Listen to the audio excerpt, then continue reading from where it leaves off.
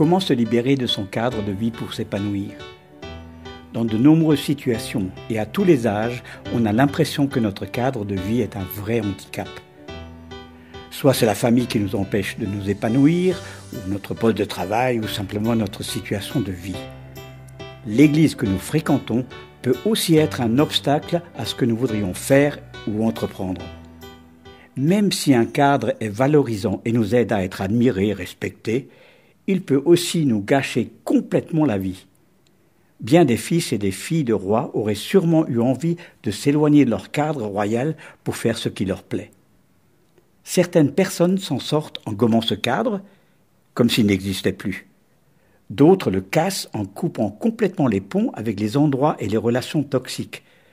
C'est une manière de faire parfois très salutaire. Mais ces décisions, pour que ça réussisse, ont besoin d'être partagées avec des conseillers spirituels compétents. Ce qu'il faut retenir, c'est que le cadre émotionnel et éducatif ne peut pas s'éliminer ou se changer facilement. Il restera toujours des traces de nos parents, même un certain nombre de comportements inconscients. Comment pouvoir utiliser à la fois les avantages de notre cadre de vie et en même temps en sortir ? Pour illustrer ma réponse, je vous propose un jeu de type mathématique. Munissez-vous d'une feuille de papier et d'un crayon. Tracez 9 points comme sur l'illustration. Première consigne, vous devez relier les 9 points d'un seul trait sans lever le crayon de votre feuille. Deuxième consigne, vous ne pouvez tracer que 4 traits rectilignes. Mettez la lecture du clip en pause et essayez le jeu. Et voici la réponse. Pour réussir ce jeu, selon les consignes données, il faut sortir du cadre. On peut appliquer ce jeu à notre question de départ. Faut-il absolument se libérer de son cadre de vie pour la réussir ? Oui et non. Ne peut-on pas changer sa vie de l'intérieur ? Là aussi, on pourrait dire oui et non. La deuxième consigne est très importante parce que sans cette consigne, vous pouvez tout à fait tracer un trait entre tous les points. Mais la vie est ainsi faite qu'il y a toujours des contraintes, des consignes qui nous empêchent d'agir comme on le souhaiterait. Des problèmes de finances, de santé, d'opportunités de travail, etc. On manque de courage ou de volonté de changer. Imaginez que vous laissiez complètement votre ancienne vie, vos parents, votre famille, ce qui vous a construit, même d'une mauvaise manière.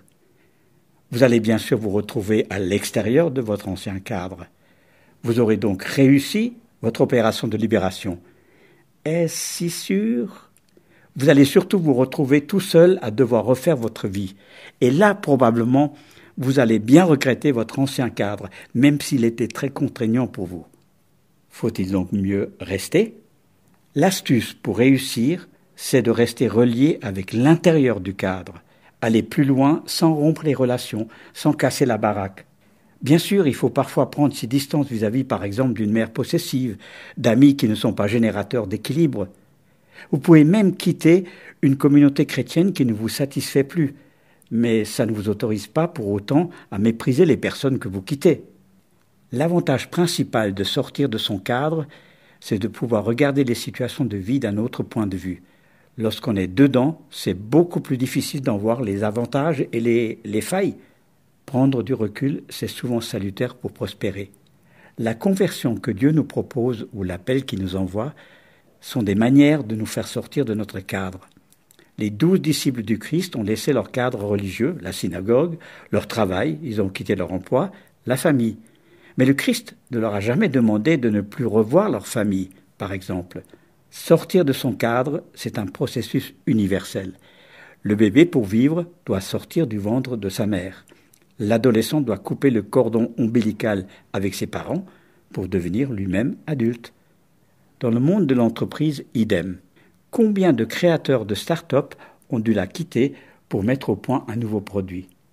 Dans nos églises, aidons-nous des personnes à sortir de notre espace ecclésial bien rodé pour accomplir des choses que nous ne pouvons pas réaliser à l'intérieur de notre système de pensée et d'action. Et puis, ayons un peu plus d'humilité.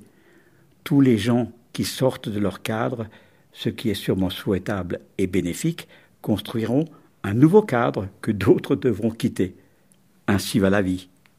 Et voici un texte tiré de la Bible qui décrit comment Jésus appelle l'un de ses disciples à sortir de son cadre de vie et de travail.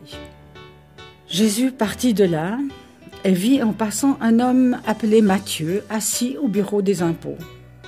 Il lui dit « Suis-moi ». Matthieu se leva et le suivit. Évangile de Matthieu, chapitre 9, verset 9.